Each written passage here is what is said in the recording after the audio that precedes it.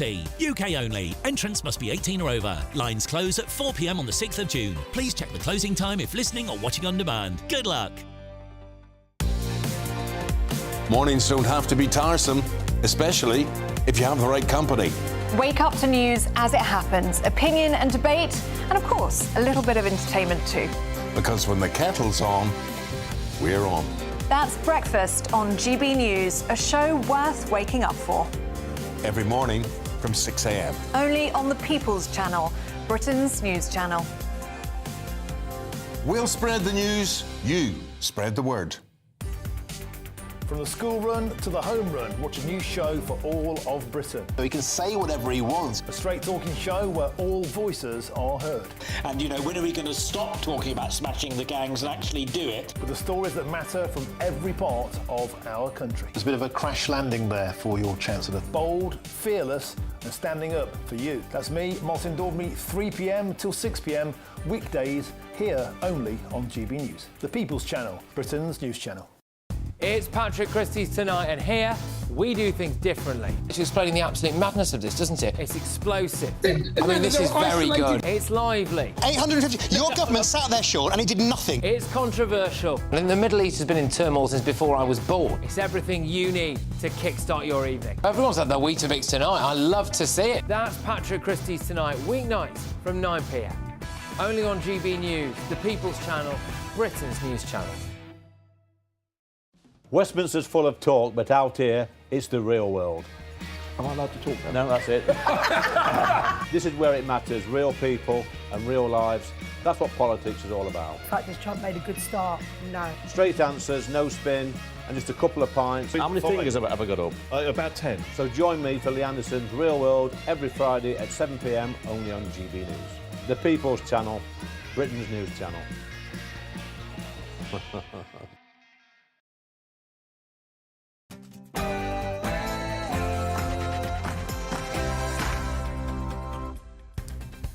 Very, very good evening to you and welcome to GB News Tonight with me, your host, Martin Daubney. Now, there's been a rumble in the Red Wall today. Nigel Farage throws down the gauntlet to the Prime Minister, Sir Keir Starmer, challenging him to a toe-to-toe debate in a working man's club in a former coal mining community. Why doesn't the Prime Minister and I go to a working man's club somewhere in the Red Wall and we'll sit there and we'll let them ask us questions and you can all come along and cover it live. Will the Prime Minister have the bottle for that battle? And meanwhile, Chagossian migrants are arriving in Britain in increasing numbers following Sir Keir Starmer's controversial deal to transfer sovereignty of the Chagos Islands to Mauritius. Well, local councils are now telling GB News they're warning of the need for additional funding to manage the influx. However, a potential political twist is emerging. Could this growing Chagossian community become a strategic asset for Nigel Farage's Reform UK in the upcoming general election? I'll be joined by Chagossians who say yes.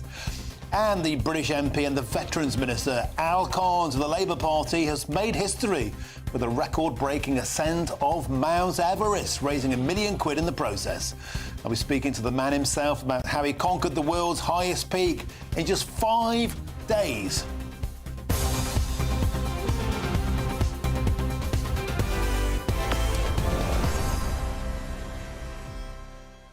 Well, the show is a pleasure to have your company. Nigel Farage is back in this chair a week today exactly. Nigel Farage back on the channel, 7 p.m. next Tuesday. Today, he was back with a bang, taking a battle to Sir Keir Starmer, challenging him to a toe-to-toe debate. The rumble in the Red Wall, throwing down the gauntlet.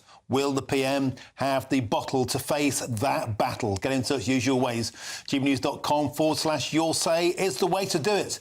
But before we crack on with an excellent show, here's your headlines with Sam Francis.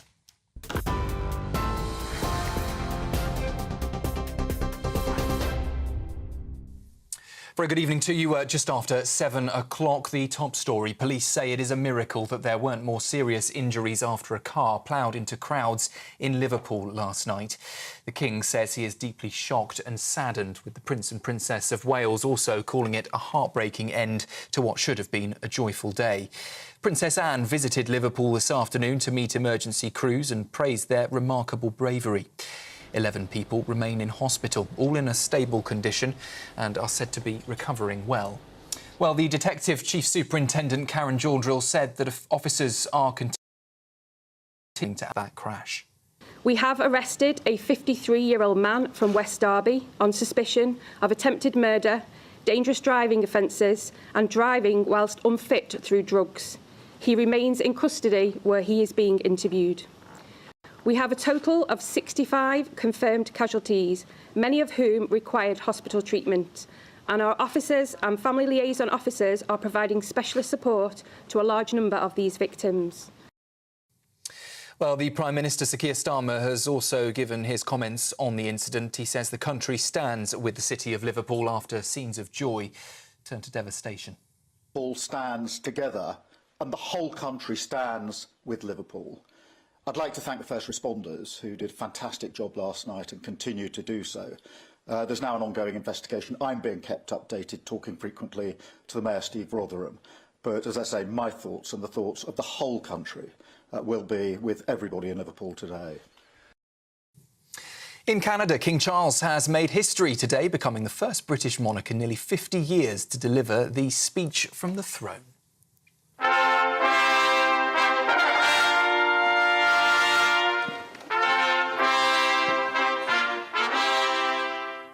Well, that visit follows an invite from the Prime Minister Mark Carney, seen as a pointed response to Donald Trump's claim that Canada could become America's 51st state. Speaking in Ottawa, he praised the country's transformation since his mother's visit in 1977, calling Canada truly multicultural and independent. His Majesty also recalled past global crises from the Cold War to the War on Terror and warned that Canada faces new threats today. Today, Canada faces another critical moment. Democracy, pluralism, the rule of law, self-determination and freedom are values which Canadians hold dear and ones which the government is determined to protect. And vote reform, get reform. The words of Nigel Farage doubling down at a press conference in central London earlier. The Reform UK leader backed reinstating the winter fuel payment and scrapping both the net zero targets and asylum seeker hotels. He also said lifting the two-child benefit cap would be the right thing to do. He also paid tribute to the victims of the Liverpool attack and turned his fire on Sir Keir Starmer, pitching reform as the only real opposition to a Labour government. You're up to date just after 7 o'clock. A full roundup from me in an hour's time. Now, though, it's back to Martin. For the very latest GB News direct to your smartphone, sign up to News Alerts by scanning the QR code or go to gbnews.com/alerts.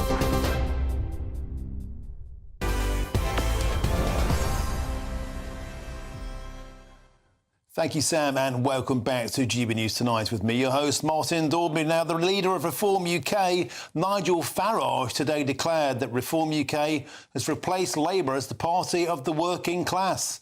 And he has firmly parked his tanks on Labour's lawn, unveiling a string of policies aimed squarely at red wall voters, including a pledge to fully reinstate the winter fuel payments and also to scrap the two-child limit on benefits.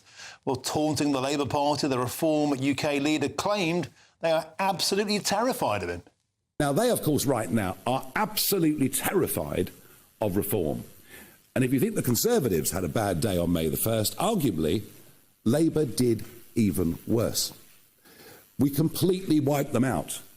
This government is off to the worst start of any government since Eden and the Suez Crisis in 1956. They are collapsing in terms of support. Their response to us is just to turn on the Labour lie machine. So there we go. Is the Reform leader correct to outflank the Labour Party on the left? And will this appeal to the working class? Well, joining me now to debate this is the Opposition Assistant Whip Harriet Cross and the former Labour MP Lloyd Russell Moyle. Let's start with you, if I could, Harriet Cross. Today, Nigel Farage was scathing, calling the Conservatives dead, calling them over, a spent force. What's your take on that? The polls seem to back that up. Reform today polling 32%, +3. The Conservatives, meanwhile, losing -3, half the Reform vote on 16 points. It seems that the vote is switching to the turquoise corner.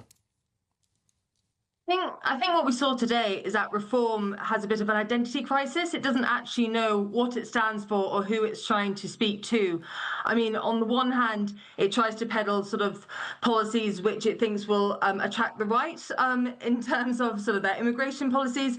But at the same time, we've seen them make these huge unfunded spending commitments, which is effectively Corbynism by a different colour. So I think if anyone's having a crisis at the moment, it's Reform, just trying to work out who they are, what they stand for, and what they want to say the next day, just to attract a new set of voters without anything actually fundamental driving their policies, any principles behind them, or anything credible to actually offer a selection of the public which they want to actually attract. Are you rattled? Comparing Nigel Farage to Jeremy Corbyn seems extraordinary. Well, it does seem extraordinary, but it's true. Like that's a situation, that's the bizarre situation that we're in, where Nigel Farage is making these sort of spending commitments, which we would more normally see coming from the left of the Labour Party. But that's the grass that he's now parked his tank on. And yes, it does sound extraordinary, but that's where we are. And that's the difficulty that Reform have faced in themselves, is they're trying to be all things to all people. And by doing that, they're going to, one, show that they're actually a party that just says what people want to hear, and two, prove that they actually don't have many principles guiding their policies. It is literally just which way the wind's blowing. OK, Lloyd Russell Moore, let's bring you in on that point. You're shaking your head there in a sage-like manner, seeing Nigel Farage compared to your former boss, Jeremy Corbyn. Well, I actually do think that he shares some similarities with Jeremy Corbyn. I think that's and Nigel himself has admitted that. So I don't think it's some great offence to him. I think it's a reality that people in this country desperately want change. Jeremy, at that point, offered it. He failed in a number of hurdles, and it required Keir Starmer to get elected to get a Labour government. But where I think it is laughable is to suggest that he is a party of the working class. They are a party that opposed employment reforms. It's not like they put forward amendments to say, actually, we want these things, we'll provide it, but with exemptions for small businesses, because that was his answer in the press statement. He said, we do want workers' rights, but we just don't want extra burdens for small businesses. Then put forward amendments on the bill as it was going forward to suggest those changes that would have given better workers' rights, but made sure small employers were provided for. They didn't do any of that. So I find it laughable. I think a stockbroker, a market trader, that's what, you know, I don't mean your greengrocer's market, I mean the City of London metals trader. That's who Nigel is. That's who his backers are. They are the big, the wealthy. They have taken over from the Conservative Party. The Conservative Party need to realise that. But that is not good for the country, and it's not good for Labour either. And what we need to do in Labour is offer real concerns that people will want to vote for Labour again, because we will change people's material lives. Lloyd, I find it extraordinary that somebody from the left of the party, left of politics, beg your pardon, is saying Nigel Farage is a stockbroker, he's out of touch, you're implying that he's one of the elite. And then somebody from the political right, the Conservative, comparing him to Jeremy Corbyn. It seems like everything is being thrown at the man, and perhaps none of it will stick. Lloyd, can I show you a clip earlier on where Nigel Farage just tore into the direct leadership style of Sir Keir Starmer? This Prime Minister has no connection with working people, no connection with what we used to call working class communities. His leadership, frankly, is dismal. It is uninspiring. It is disconnected from real life. It is, in my view, unpatriotic. And now, even opinion polling today suggesting that over half the country thinks his leadership, frankly, is pointless.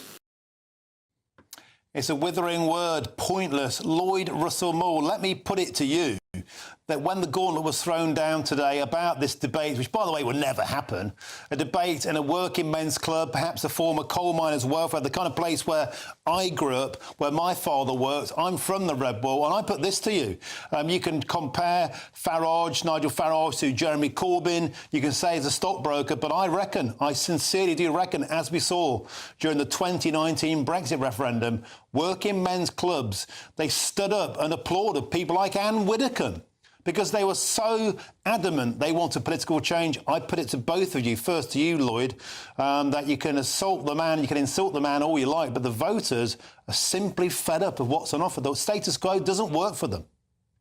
Look, I agree with you that the status quo doesn't work. That's why Labour got in under a banner of change. That's why the tactics and policies that Rachel Reeves imposed initially on some of the pensioners and the two-child benefit policy was wrong, and it needs to change. And we now hear that it will change because people want change. I go to working men's clubs quite often. I'm in the northeast every other week, and I am in and out of those places, and they don't really have much truck and time for any politician.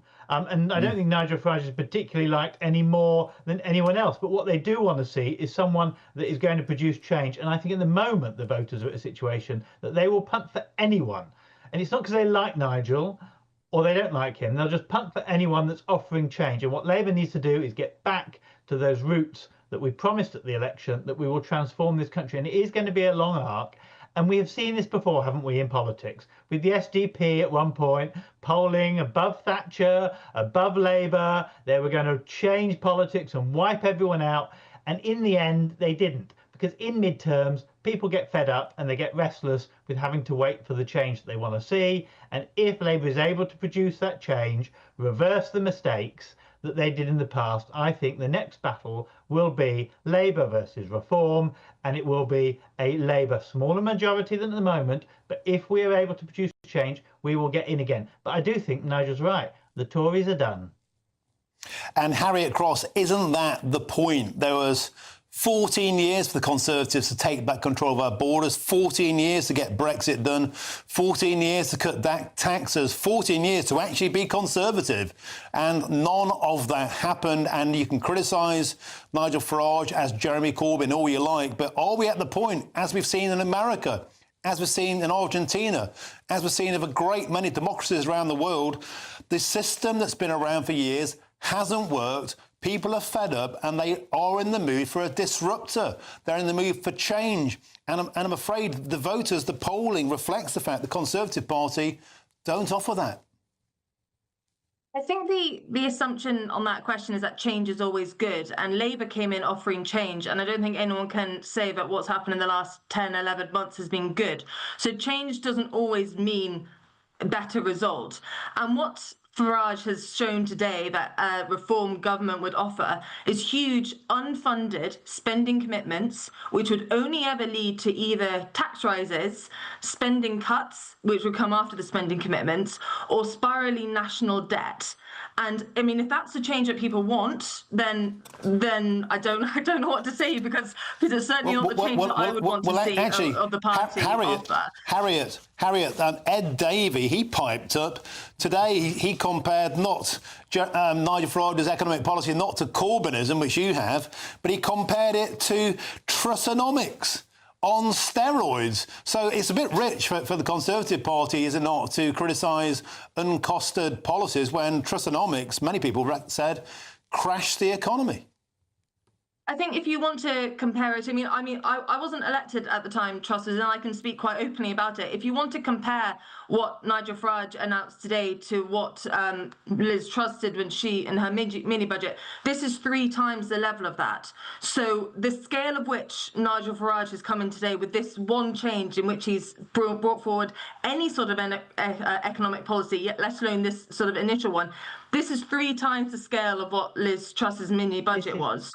So if we are looking for a comparison there, I mean, you can't even find it there because this is the next scale. So what I'm saying is what Nigel Farage and what Reform are offering, as they always do, is everything to everyone. But that's not possible. It's not possible to be everything to everyone. It's not possible to increase spending while cutting taxes, while also starting to sort of change the country in 101 different ways, which are all right and rosy. Okay. Everyone wants to do that. Of course they do. But reality and pragmatism have to come in at some point, and none of that was on show today. OK, very final brief word, if I could, to you, Lloyd Russell Moore. It seems like both the major parties are rattled today. You're not going to beat Nigel Farage by claiming that he's going to support parents and British people too much. I'm afraid, in fact, by saying that, you're just giving him great advertising. So it'll be better, actually, if you didn't say anything at all, really. The Conservative Party should go home and keep quiet because all they're doing is helping Farage and giving him some advertising. Where we need to beat him is the fact that he really doesn't want to support ordinary working people in the long run in this country on workers' rights, for example. Instead, he wants his ideological views on things like net zero, which he wants to scrap, which is providing. He even said and acknowledges it is providing hundreds of thousands of new jobs in this country, and then in the next breath he said he was going to scrap it. Let's fight him on the fact that he doesn't support a British working class, not some silly argument around him spending too much money, because the vast majority of people in this country we have to leave it there. We have to leave it there, but I'm afraid at the moment, Lloyd, attack him all you like, the British working class, the red wall is swinging heavily towards reform, although there's a long way to go. Thank you both. Superb debate, Lloyd Russell Moore, and thank you very much as well, Harriet Cross, for your time tonight on GB News Tonight. Thank you. Now, still to come, we will get the latest on that crash in Liverpool as the city faces yet another day of heartbreak. I'll be speaking to one of my GB News colleagues who was there during that moment yesterday. Please stay with us. Westminster's full of talk, but out here, it's the real world. Am I allowed to talk now? No, that's it. This is where it matters, real people and real lives. That's what politics is all about. The fact that Trump made a good start, no. Straight answers, no spin, and just a couple of pints. How many fingers have I got up? About 10. So join me for Lee Anderson's Real World every Friday at 7 p.m, only on GB News. The People's Channel, Britain's news channel. Martin Daubney, weekdays from 3 p.m. Now, NHS trusts are being told to prioritise ethnic minority applicants for interview shortlists, and they justify hiring white British candidates. Now, the official guidance says at least one BAME candidate must be shortlisted, even if white candidates are better qualified. And one NHS trust admitted using positive discrimination to decide who even gets an interview. Now, managers are also told to use race as a tiebreaker, and guess who wins in that case? And to explain themselves if the hire isn't from a minority background. Now, some won't even move forward unless it's a non-white candidate is in the mix altogether. Now, all this while NHS backlogs are hitting record highs. What a carry-on. Dr. Mukherjee, let's start with you. When you look at the naked truth here, there must be BAME candidates on shortlists. You have to justify hiring white British candidates, and a tiebreaker, a toss of the coin. If there's an ethnic minority and a white person, the job will be given to the ethnic minority. Do you think that's racist? That is racist. And it goes against the fundamentals of the NHS, which is about patient care and quality of care. And as a patient myself, I mean, I know I'm a doctor myself, but by all means, I pay taxes, and you all do as well. We want to get the best quality people serving us. We don't want to be paying money towards some sort of diversity hire just to tick a box. That doesn't serve the purpose. I don't think I would want to be, and I'm a person of colour myself, I don't think I would want to be a diversity hire. I think it's a bit of an insult, really, to think that of all the things I had to offer, the only thing that I have no control over, my skin colour, is what got me the job. GB News. This is our country, and we think it's amazing. From high tea to the high street, we love it all. Even the rain, we like that too. There's nowhere else we'd rather be.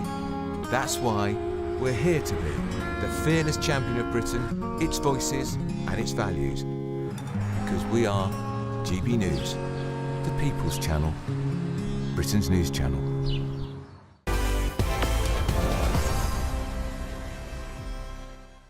And welcome back to GB News Tonight with me, your host, Martin Daubney. We've got some views in from you at home. Terry says this: Martin, that guest of yours is out of touch. Left and right are no more. Reform represent a completely different political landscape. And Ronald adds this: Martin, your guests both clearly anti-Farage. It must be said, they are like rabbits in the headlights. They are terrified of reform, and actually, they should be. The people want real change, and they know they will not get that from past failures. Thank you for your thoughts, and welcome back to GB News Tonight. Now, a 53-year-old man suspected of driving into a crowd of Liverpool Football Club fans during a victory parade yesterday was allegedly under the influence of drugs at the time. Police say that 50 people were taken to hospital, with 11 still receiving treatment, all mercifully in a stable condition. Now, the incident was yet another dark day for Liverpool, a city, of course, which has experienced more than its fair share of tragedy over the years. Well, one of my GB News colleagues was there as the events unfolded, and he joins me now in the studio. Thank you for coming on the show, Dimitris Kumsidis. Thank you, Dimitris. I understand you were not only there yesterday, but you witnessed the events happening. What did you see? Yeah, hi, Martin. I was literally 5 feet away from where it happened. So as the parade finished and we were all like in great mood, it was a jubilant day for the city. It was fantastic. 1 million people were there. And as we're walking on the side streets to head back into the city centre from the docks, me and my friends we were on the pavement, and we saw the whole thing unfold directly next to us on the road.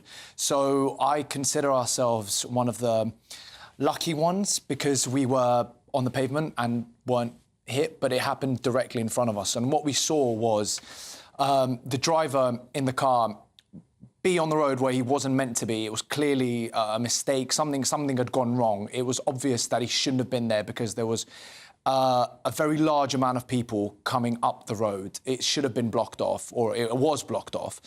And he looked like he was trying to reverse to get out of the situation, or try to move away from where he was. And he started reversing into people. Obviously, people started reacting because he was running them over by reversing. People started reacting, and then he basically put his foot down and went forward into the crowd. And yeah, that was that's the worst part of it. And what you're watching now is the video that I took after a couple of minutes of hearing all the screams and going, oh my God, what have we just witnessed?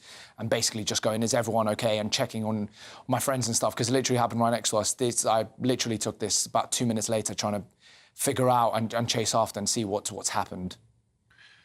Dimitris, you were moments away, metres away, from being caught in this physically yourself.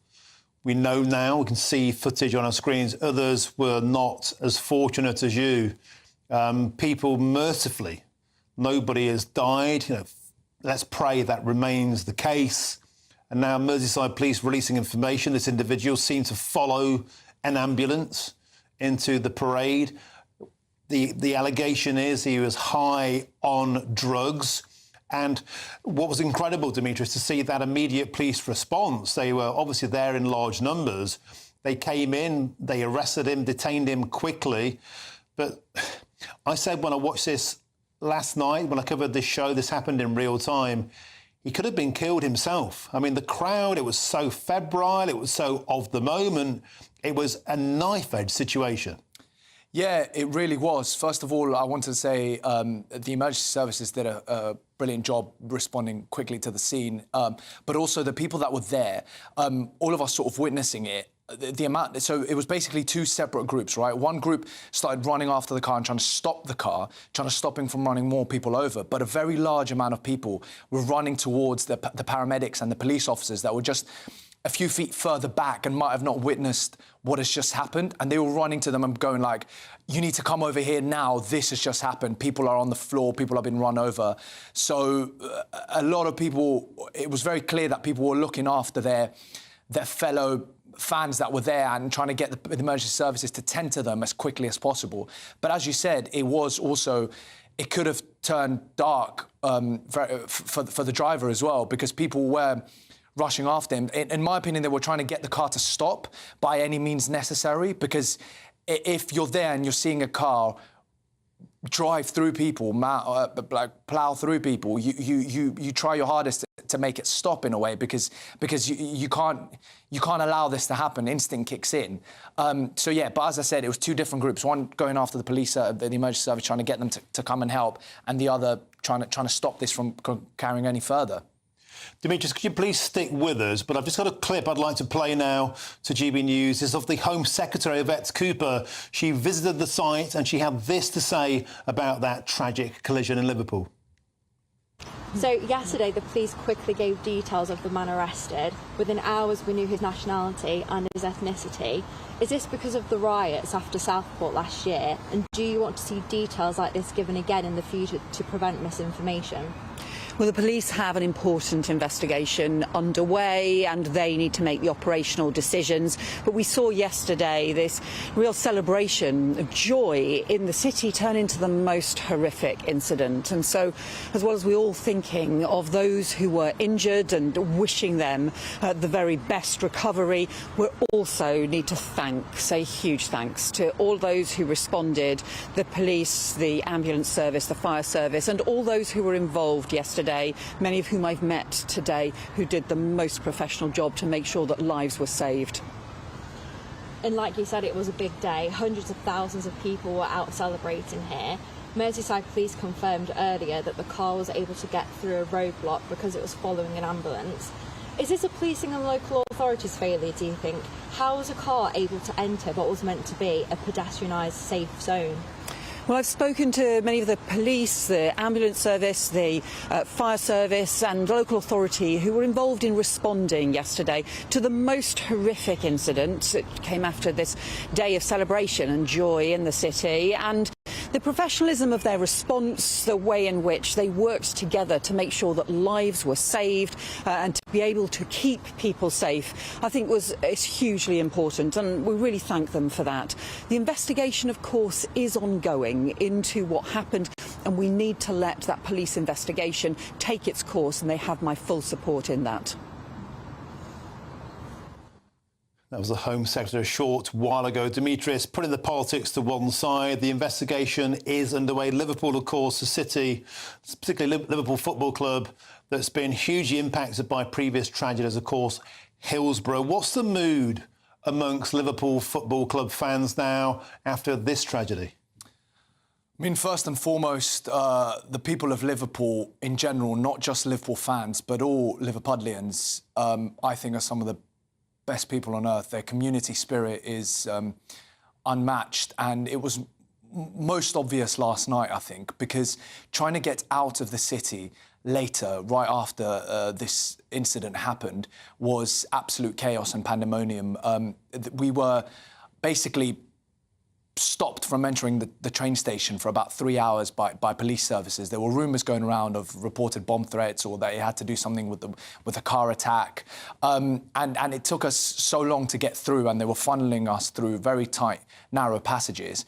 But people, first of all, the crowd was brilliant and didn't create any worse situations, which could have turned very dark. But people were very responsible and under control. But at the same time, on social media, Liverpool fans and all Liverpudlians were offering people lifts from wherever they could pick them up and take them to wherever they could, even as far as Manchester and Preston and places like that. And it just goes to show that their first instinct was, how can I help my fellow Liverpudlian, my fellow fan, my fellow anyone who's been caught up in this situation? Because, as I said, the amount of people that were trying to get out of the city, either because they just wanted to go home or because they realised what had happened and they started to panic, was immense. It was an unbelievable amount of people. The people of Liverpool really rose to the occasion to try and help out their fellow fans.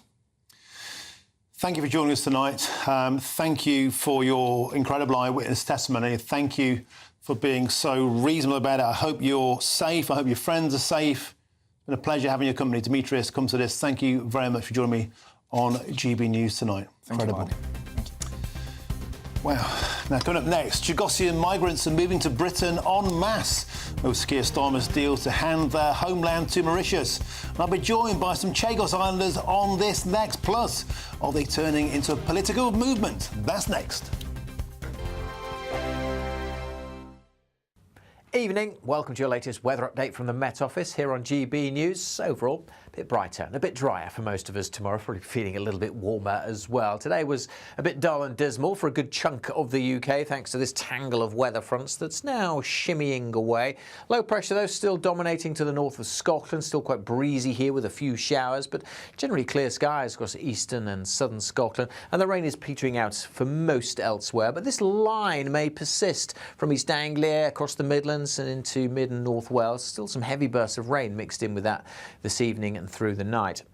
Temperatures, well, we've got the clear skies across Scotland. We will dip well down into single figures, but across the south actually staying pretty mild through the nights, and generally here a much drier and brighter day, certainly across southern parts of England. But there will be this zone across parts of Norfolk, Suffolk, through the Midlands up towards Wales, where it will be pretty dull, still with further outbreaks of rain to come during tomorrow morning. The odd shower elsewhere, but overall much drier day for Northern Ireland. Seen plenty of sunshine today across eastern Scotland, and a fine start here to come tomorrow, but still some showers coming into northern and western parts of Scotland, blown in on a brisk breeze, but that wind tending to ease through the day. In fact, for all of us, the wind's not as strong tomorrow. There will still be that zone of cloud and showery rain. That'll drift down towards the London area, so some showers in the southeast for the afternoon. In fact, generally across eastern England, southern Scotland, 1 or 2 heavy showers are possible, but certainly for many, it's a much brighter, much drier day. Bit more sunshine and temperatures higher as well. Now, temperatures will tick up further come the end of the week, but as you can see, Thursday's likely to start pretty grey with further rain. That rain likely to be heavy and quite persistent across Scotland and Northern Ireland, where it'll also be fairly breezy. In the south, though, for England and Wales, it may well get a bit brighter, staying quite murky around western coast, but some sunny spells are possible, and temperatures will be ticking up through this week. Bye for now.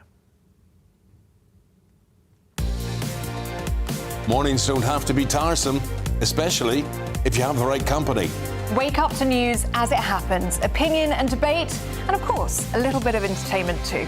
Because when the kettle's on, we're on. That's Breakfast on GB News, a show worth waking up for. Every morning from 6 a.m. Only on the People's Channel, Britain's news channel. We'll spread the news, you spread the word. From the school run to the home run, watch a new show for all of Britain. So he can say whatever he wants. A straight talking show where all voices are heard. And, you know, when are we going to stop talking about smashing the gangs and actually do it? With the stories that matter from every part of our country. There's a bit of a crash landing there for your Chancellor. Bold, fearless and standing up for you. That's me, Martin Daubney, 3 p.m. till 6 p.m. weekdays here only on GB News. The People's Channel, Britain's news channel.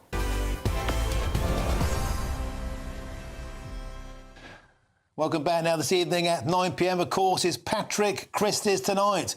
I'm now joined by the star of the show, the formidable Patrick Christie's. Pat, what's on your menu? Well, Martin, thank you very, very much. Loads on this evening. We are, of course, going to be discussing Tommy Robinson's release from prison. So what do people make of that? Was he a political prisoner? What happens next for Tommy Robinson? I'm also going to be talking about Keir Starmer's Kosovo migrant plan. Why? Well, clips have emerged, TikTok clips that we've got hold of here for Patrick Christie's Tonight, of illegal migrants in northern France. And put it this way, Martin, they don't seem bothered about the idea of Kosovo. It's almost like they're not that scared of Sir Keir Starmer, is it? And at 10 p.m, Nigel Farage was doing his barnstorming speech today, as you've been covering so diligently there, Martin. Well, we have got some exclusive polling for GB News from the Red Wall. And let me tell you, if I was Keir Starmer or Kemi Badenoch, I'd probably look away now. Yeah, and Patrick, it was an incredible throwing down the gauntlet to have a debate in a working man's club, the kind of place I was drinking when I was 13. Whoops. And I'll tell you what, I wouldn't fancy going toe-to-toe there with Nigel Farage. Patrick Christie, beautiful stuff. 9 till 11. Thank you very, very much indeed. Now then, let's move on, because Chagosian families are fleeing to Britain, desperate to escape what they call Keir Starmer's Chagos betrayal. Hundreds are leaving Mauritius, fearing they'll be forced to take citizenship in a country that never ruled their homeland. Well, Keir Starmer's deal hands the Chagos Islands to Mauritius after 200 years of British rule without even asking the Chagosians. Well, the local councillor, Ian Edwards, the leader of the Tory-run Hillingdon, said the influx was so great that it needed more support from the government to cover the costs. And I'm pleased to say that he now joins me. Welcome to the show, Councillor Ian Edwards. This is an incredible situation. You're the leader of the Conservative Council. Of course, Hillingdon, an area where Chagosians have historically made their home because of its proximity to the nearby airport. And we find ourselves in a situation where they're fleeing because of the Chagos deal. And you're on the front line and you're saying it's going to be very, very difficult to house them. Yeah, that's absolutely right. It is becoming increasingly difficult to house people that are returning or coming from the Chagos Islands to the United Kingdom. Hillingdon is the home authority for Heathrow Airport, and we are one of a few number of gateways into the country for people from the Chagos. We have seen the pressures rise quite enormously. In the first 6 months after the deal was announced, we had just 55 households come into Heathrow, of which 46 required our support for temporary housing. In the first 7 weeks of this year, we have had 57 households coming in from the Chagos Islands, and all of those have required our support with temporary housing. The difficulty here is not so much with the people from the Chagos Islands that are exercising their right, and we are quite willing to support them. The difficulty here is that the government is just failing to fund the responsibility that is now falling onto the local authorities, and as a consequence is falling onto the shoulders of Hillingdon residents. It seems incredible that people fleeing, British citizens, Commonwealth, sovereign citizens fleeing a policy decision made by the Prime Minister or turning up, as is their right, that they are entitled 100% to be here, and yet a Labour government could make them be veering towards almost homelessness because there's simply no room at the inn. Well, when they arrive, they are actually declaring themselves homeless. So these people do present themselves as homeless. And those with families, with children, we have a duty to house. And that is the difficulty, is providing the housing during the present housing crisis that's hitting London exceedingly hard. And this is not only forcing us to look far further afield in the country to move these families to, but also to move our own household presentations and those that we have presenting from the Home Office hotels that are accommodated in Heathrow. So we have here not only the arrivals from the Chagos, but we have also the asylum seekers in the hotels. It is causing a massive problem. OK, I'm afraid we have to leave it there. Run out of time. Conservative Councillor for Tory-run Hillingdon, Councillor Ian Edwards, thank you very, very much. Now I'm joined in the studio by two Chagosian Islanders, Cara Merle and Steve Mandarin. Welcome to the show, both of you. I don't know if you could hear that there, but the situation is that people fleeing Mauritius because of a policy change made by the Labour government are coming into Hillingdon, and it's going to be very, very difficult to house them. How does that make you feel? Karen, could I start with you? People fleeing a policy decision, they could be homeless. How do you feel? Yes, we fled. We are fleeing Mauritius because of the criminal code, and we have so many discriminations there. We don't have opportunity to have a good job. We don't have the chance to have a good life there. There are people. Black people is not safe in Mauritius. We are when they know where that we are Chagosian, we are not safe in Mauritius. It's an incredible situation, Steve Mandry. I had your beautiful brother was on the show last week. I was absolutely moved to tears. I was literally moved to tears by him. What an astonishing individual. Chagossians are proud Brits. Yes. Let's be frank. Yes, you we are. consider yourselves British. I think you guys are British as me. And yet, a British Prime Minister seems to be turning his back on your community. How do you feel? Yes, basically, it's a betrayal to the British people, the taxpayers, and to the Chagossians, because this deal doesn't benefit anyone. It doesn't benefit the British people. It doesn't benefit the country. The only thing that this deal is serving Mauritius. And now, today, we found out the embassy, the Chinese embassy in Mauritius, just congratulate Mauritius on securing that deal. And they are looking forward to work on their trade agreement. And a lot of people were very fearful of Beijing getting closer to Mauritius because, hey, 99 years to the Chinese, it's a blink of an eyelid. Exactly. And it is a strategic place where it is right in the middle of the Indian Ocean. And basically, we feel like this government doesn't listen to us at all. OK, Steve and Karen, could I get a clip on screen now sent to me by Vanessa? Yes. And this is of Chagossians. Your brother Misley was saying that he will now stand for Nigel Farage. Seems that Chagossians may be supporting Nigel Farage because, of course, the Reform Party has said that they might try and tear this deal up and reverse it.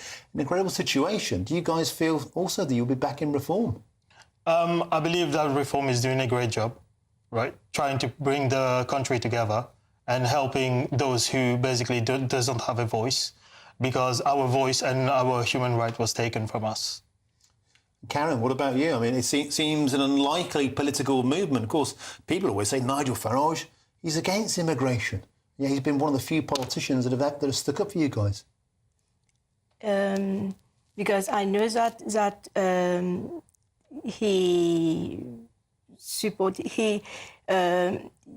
like you say, I know he's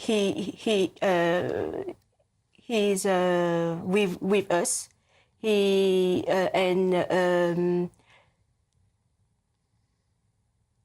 on your side. Yes. You feel like he's on your side. And I think that's something that's come through with all the Chagossians that have come into this studio.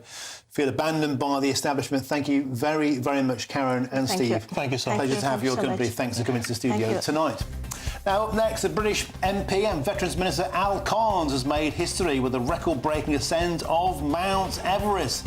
I'll be speaking to the man himself about how he conquered Everest in just 5 days. Stay with us.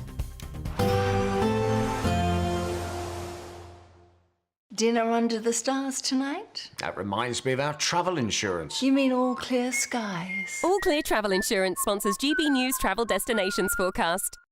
Hello, well, there's plenty of sunshine across Europe and it's feeling warm there too, with some spells of rain or thunderstorms across the east. Now, we have lighter winds across the Canary Islands and Madeira, plenty of sunshine across Portugal and Spain, likewise as we go into Italy, but there will be a few showers across eastern areas, perhaps some thunderstorms developing as well.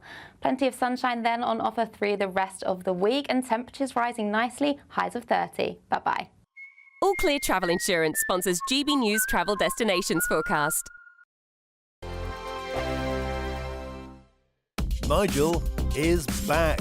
Good evening. Unfiltered. Are these proposals bold enough? Uncompromising. Will it bring growth? Unmissable. We as a country are brilliant. Nigel Farage returns next Tuesday from 7 p.m. only on GB News, the People's Channel, Britain's news channel. From the school run to the home run, watch a new show for all of Britain. So he can say whatever he wants. A straight-talking show where all voices are heard.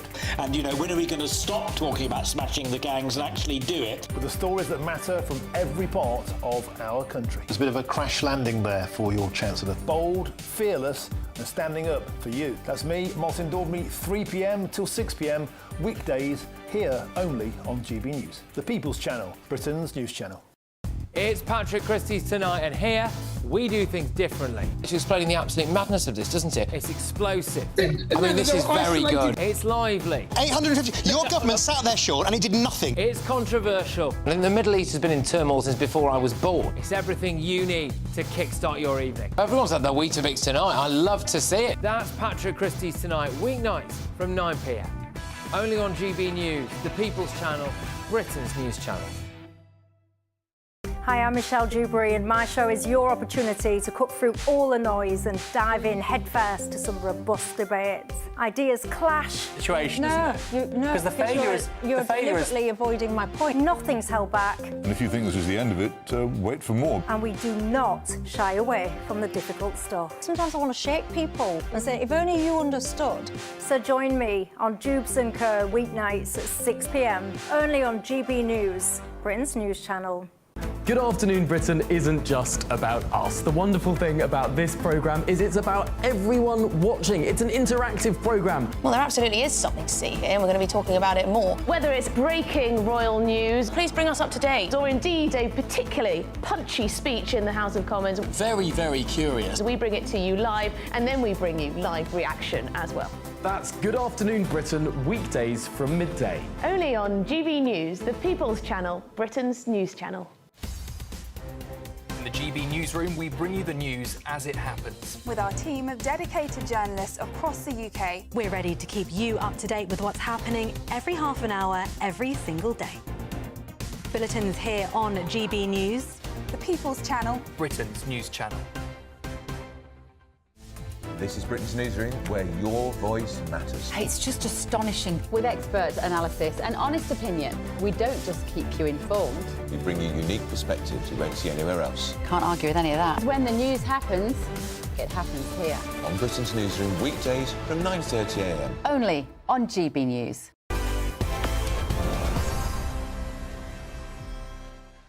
Now, welcome back to GB News Tonight with me, Martin Daubney. Now, the Veterans Minister, Al Collins, has peaked early, literally, and this time it's a good thing, because he was part of a record-breaking team that summited Mount Everest in just 5 days. Now, alongside a group of former British Special Forces soldiers, Mr Collins rocketed to the top without prior acclimatisation and even survived an avalanche on the way. Now, most climbers take around 2 months to reach the summit, pausing regularly to adjust to the high altitude. But Mr Collins says his group was aided by xenon gas, which helps prevent altitude sickness, a claim now under investigation, apparently, by the Nepalese government. Well, I'm delighted to say that I'm joined now by Labour's Veterans Minister, Al Collins. Al, for starters, well done. What a sensational achievement. Well, thank you very much indeed. You know, it's really raised veterans in a positive light, which is fantastic. And we're still in the process of raising resources for veterans charities. So it's a fantastic effort. And I believe you raised around about £1 million for great causes, and a highlight, you got to the peak and you raised a flag, I believe, which has particular emotional resonance to yourself. Yeah, so that Union Jack that we raised at the summit, I'd had in every operational tour, so probably about 7 or 8 tours previously.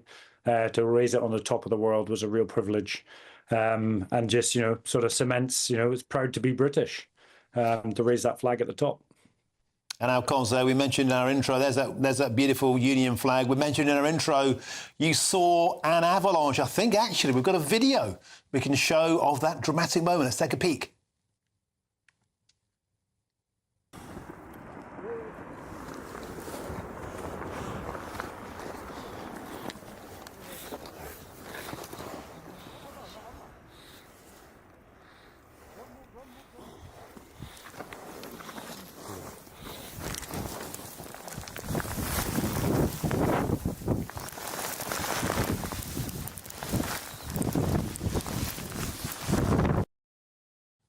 Wow, now Collins there, for the benefit of people who couldn't see that on radio, there's literally an avalanche piling down a slope opposite, and indeed the flurry of snow enveloped you. Everybody was safe, I take it. Yeah, so we sort of turned around and, what do we do in an avalanche? It was pretty much lie down and hold on tight. And luckily, there was a re-entrant just before us, took most of the hit, and then a lot of it passed over the top of us. So really lucky, actually, as we move forward up the hill. And Alcons, of course, is a serious side to this, raising £1 million for Forces charities. What's your message to people? We have a lot of service people, former service people, veterans on the show. A lot of them have had difficulties on Civvy Street, as it were. What's the meaning and the mission behind your mission? Yeah, absolutely. So there's two reasons. One is, if you put veterans together in a business, in any walk of life, they can achieve amazing things. The qualities that you've got, but what you've been taught throughout the military are hugely applicable to civilian street. And the second one from this climb itself was to raise awareness, particularly for bereaved families, those that are left behind, children that are left behind. We're trying to raise up to £1 million. We're just touching on 100,000 now, so we've got a long way to go. But we're going to continue to fundraise for the next 6 months up until Christmas. So if anyone listening wants to put their hand in the pocket, £1, £5, £10, and throw it into charity, please Google search Mission Everest and go on the Give Wheel site and donate if you feel willing to do so. Magnificent stuff. A real mission with a cause. Wonderful pictures, a great achievement. And very quickly, what about, you were very transparent about taking xenon gas. It's an established way of boosting your red blood cell. Nothing untoward going on, but people are trying to sort of take the gloss off your achievement. Yeah, I always say people will pluck the eagle to feather their own nest. The reality is what we've done with xenon is proven that you can go from sea level to the top of Everest without experiencing any HAPE or haste, which is high altitude sickness. And that could have huge significance for high altitude rescue organizations, the Nepali Sherpas themselves, or any tourists that want to go high altitude in the future. So there's lots more investigation to go. But we may have broken the seal and actually made it safer for people to climb or operate at that altitude. Great stuff. Thank you very much for joining us, Labour's Veterans Minister Al Cons. Thank you very much indeed. Now then, don't worry, because next you can keep watching us by going to gbnews.com and listen to us on your speaker by saying play gbnews.com on TuneIn. Now, talking about Mountain of a Man, Sir Jacob Rees-Mogg is up next. State of the Nation, what's on your menu? We're going to be talking about the King and his incredibly important visit to Canada, which reminds us that Canada is a really very close ally. So Canada declares war in the last war the day we do. The United States takes 2 weeks. So the King has gone over. He is King of Canada. He's enormously popular in Canada. This is very important, but he's also a friend of Donald Trump. So can this help Canada in its relations with the United States, and can the British government, should the British government, be more supportive of Canada? And I think it should, because they're really our friends. We share a king with them. And very briefly, Nigel Farage back on form today. The timing hasn't escaped your attention. Oh, Nigel's very clever, as always. Everyone else is on holiday. It's the Whitsun recess. Not Nigel. He's on duty. He's making a speech, making the political weather once again. But has he become a lefty? Is he turning into the Chairman Mao of British politics? I think I've heard it all. Trussonomics on steroids. It's Corbyn, now it's Chairman Mao. Up next, our very own chairman. It is Sir Jacob Rees-Mogg. State of the Nation. First, there's your weather with Alex Deakin.